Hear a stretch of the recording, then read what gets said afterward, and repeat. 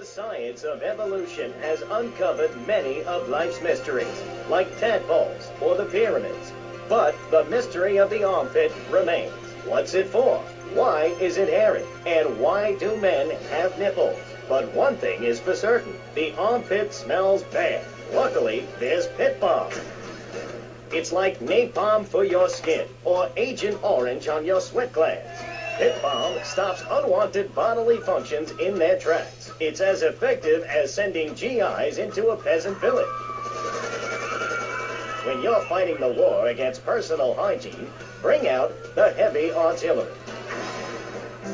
This Friday night, it's the incredible sitcom that has captured America's heart and given the whole country a new catchphrase. But I'm 42! Just the five of us. After a mix-up at the adoption agency, the Chesterfields came home with 3 zany new house guests. Jimmy, tidy your room and go to bed. I'm so sick of this. I keep telling you I've got a rare disease. I look 12, but I'm a 42-year-old investment banker. I want to go out and get laid. Oh, yeah, and I'm Santa Claus. Now, tidy your room. Asshole. Sean, our posh suburban home must be a welcome change from that alley you were sleeping in. I really enjoy living here, but there's not enough booze. It's the funniest, most touching half hour on television.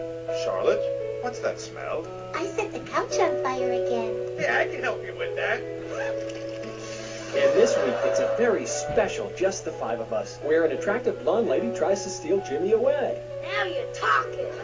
Just the Five of Us. Friday nights on BBS. We're on KChat, and so are you. If you're listening, I'm here with Australian animal lover, Mr. Zoo. If you've got anything to ask him, why don't you just give us a call right now? Yeah, great. Give us a call right now, and I'll tell you anything you need to know about animals. Okay. Who's on the line? Is that Pat Flannery? G'day, of course it is. And you're in Vice City? Yeah? What are you doing here? Promoting animals, mate. Don't you remember the court case? I get lost. Amy, let's have another caller. Okay, who's on line 2? You're through to KChat. Don't hang up on me, Flannery. You're meant to be in a hospital, you sicko. Hey, easy there, mate. Hospitals are for people who don't feel well. I'm at the top of my game. Are you insane? Don't answer that. I know the answer. You're sick and insane and you need help. Visa? You can't touch me. I'm bona fide. I love animals. Leave me the hell alone, or I'll come by your aquarium and feed you to the bloody sharks, you no good, by the book, paper pushing murderer. Bobo would have lived if you let me in the tank. I could have cheered him up. I could have done. Now stay away from me, you hear? No more callers, K-AIM. Phones are so impersonal. Not a two-way conversation like the radio. Okay. Who is that? Wrong number, I think. No, it wasn't. Yeah, it was. A bloody wrong number. He wanted a plumber and a Chinese. I was speaking to him in Australian. Okay, cool. What was that about the aquarium? Nothing, babe. All in the past. Long time ago, I was tricked into saying something I regretted. Oh, cool. That happens to me all the time. I can see that, love. Yeah, big mistake. Never trust a judge or a mental health tribunal. Never. Only trust animals. Okay, and what did they make you say? Nothing, babe. Oh, it was a long time ago. Look, I've got a little surprise for you. It's a little female plague rat. See how relaxed she is with me? I've got special powers. She's a lot like a little Joey kangaroo in a lot of ways. You know what I mean, love? What did they make you say? I've also brought a menacing trouser snake. Would you like to see it? Look at this. It's a little frog in my pocket. Calm as you like, not even awake. Oh, he's died. Anyway, in this pocket, I've got a baby dwarf giraffe I birthed this morning. See, she's still covered in fluid from her mum's womb. Wow, isn't that fabulous? Ooh, that's grody. What did they make you say at the mental health judge? Nothing, babe. Nothing at all. Long time ago. It was a bad period in my life. I wasn't sleeping. I was heartbroken like a platypus. Do you know a platypus only gets a bill after its mate breaks its heart by sleeping with its brother? I know all about that. I was crying my eyes out for weeks on all kinds of pills for my nerves, couldn't move, couldn't talk. I was chewing like a dove. Please, darling, let's move on. Do you want me to talk to a parrot? But now I'm really curious. What did they make you say? I love you. You do? I never knew. They made me say I love you. Oh, I made my boyfriend say it, and he slept with my best friend. I think we're bonding now. No, we ain't bonding you half. We're miles apart. I hate you. They made me say I love you to Bobo.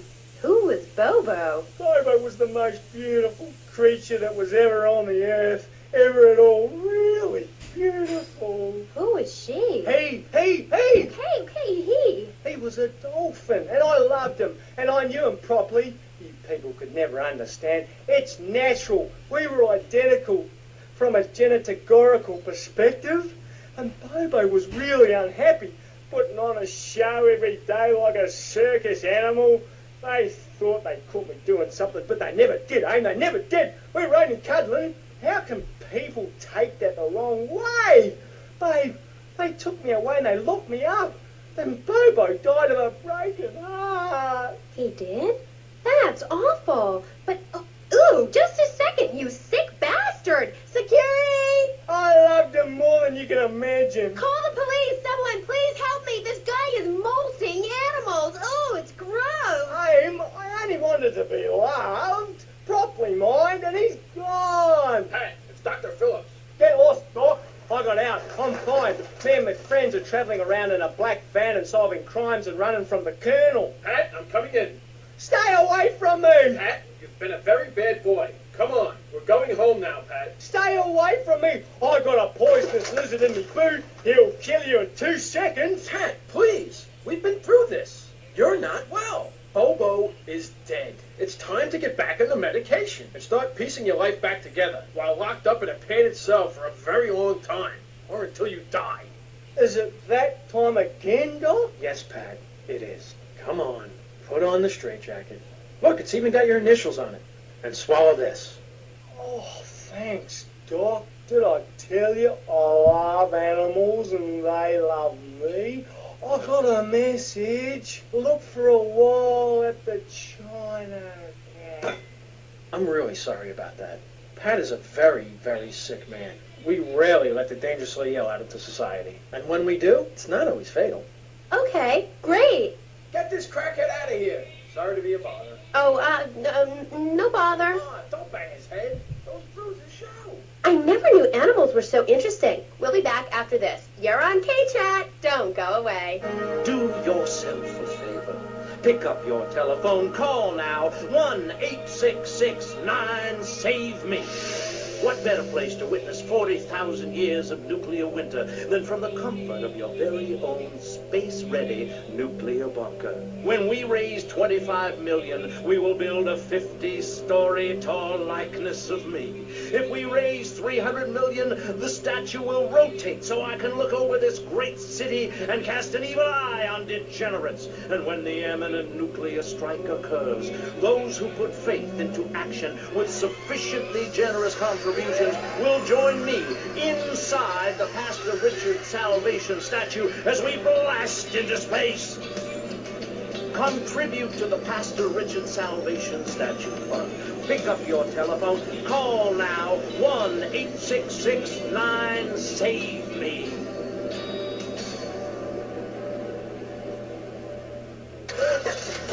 Knights of the road, here's your stallion.